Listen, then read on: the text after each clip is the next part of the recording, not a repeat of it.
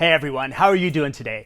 I had a question come in. Jeremy Gore asks, one topic I'm interested in hearing your take on is how to address overconfidence in your chosen martial art and how to 1, recognize this, and 2, address this. An exemplary person who comes to mind is GSP.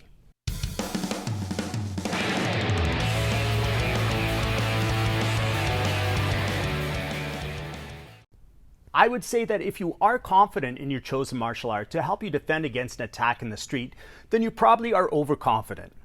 If you enjoy fighting, do it in the dojo or in a competition where there are rules and safety measures in place.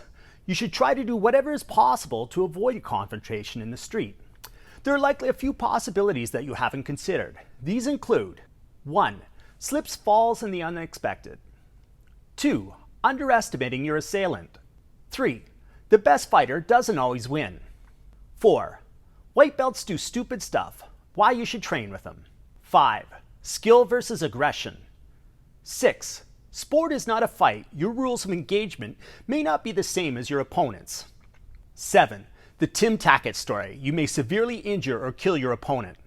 Slips, falls, and the unexpected. When you train in your dojo, the flooring is even. There's no snow or ice on the ground, no rocks, twigs, or anything else you might slip on. In the streets, encountering some of these obstacles may cause you to slip and fall, roll an ankle, possibly leading you to hit your head on a curb or on the concrete. What if your assailant had a concealed knife that you didn't know about until things started?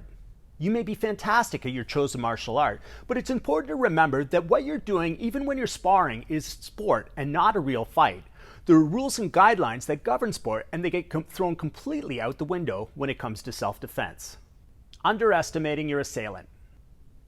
It's great to have confidence in your skills, and I've found that several times in my past, because of my confidence, I've been able to talk my way calmly to somebody and de-escalate a situation and avoid any type of physical confrontation.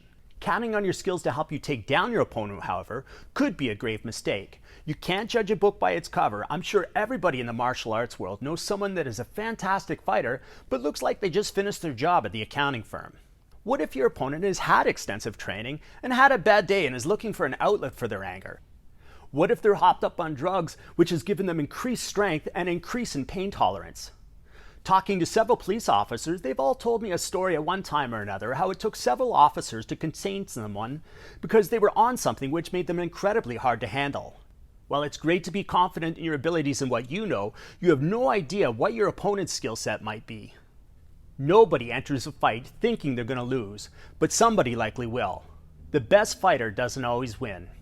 If you've had a lot of training, you'll have experienced this at some point. You may win a battle 99 times out of 100, but what if that one time you lose is on the street and you run into a person that doesn't care when you've had enough?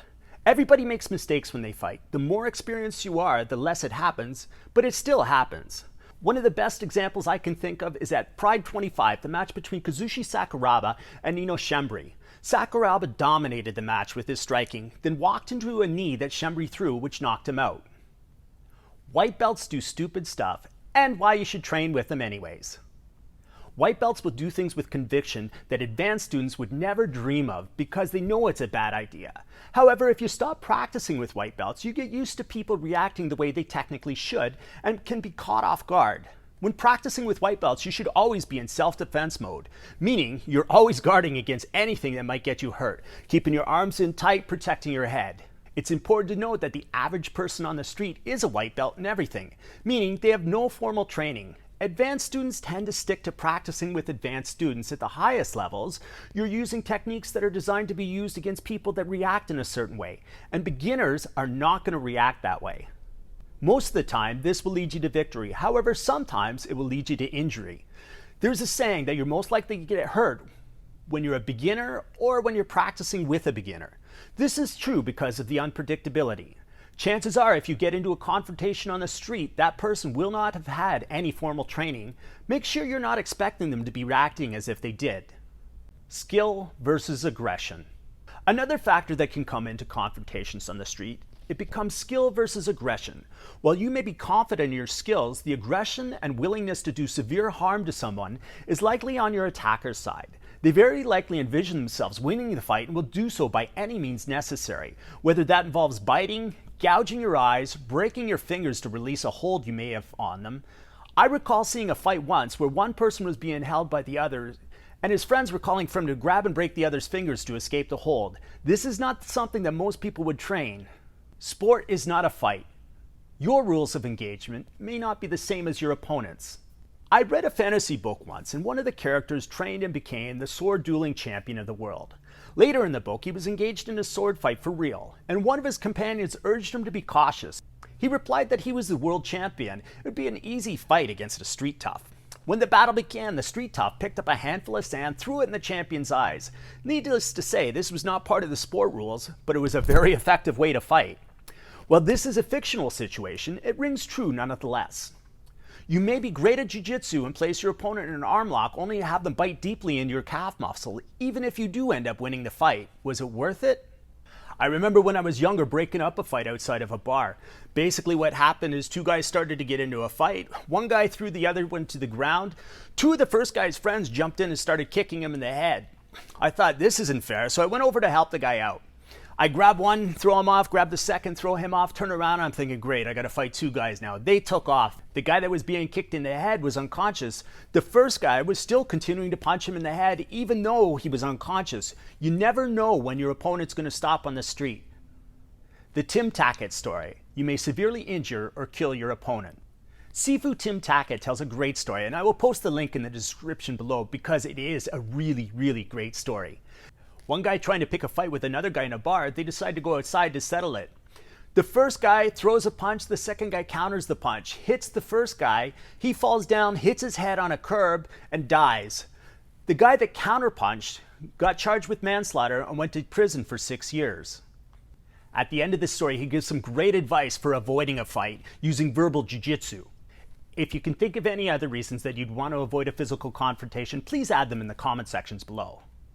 As far as addressing being overconfident, well, the best solution is don't be, for the reasons I've stated. Always do your best to avoid a physical confrontation, which you should be able to do the majority of the time. I mean, I've been in one actual street fight my entire adult life, and that was only because the other guy threw a sucker punch at me without much preamble. Now, I was ready for it because he was acting hostile and I recognized the potential for something to happen. I was able to throw him to the ground and control him. My training has always been my last resort, however. Situational awareness and de-escalation should be your go-tos. Lastly, Jeremy, you mentioned Georges St. Pierre being exemplary. George has stated that he is scared before every fight, and the one that he wasn't scared enough about was the fight against Matt Serra where he got knocked out. I hope you enjoyed the video. If you did, please smash that subscribe button below and leave a comment. I hope to see you all in the next video.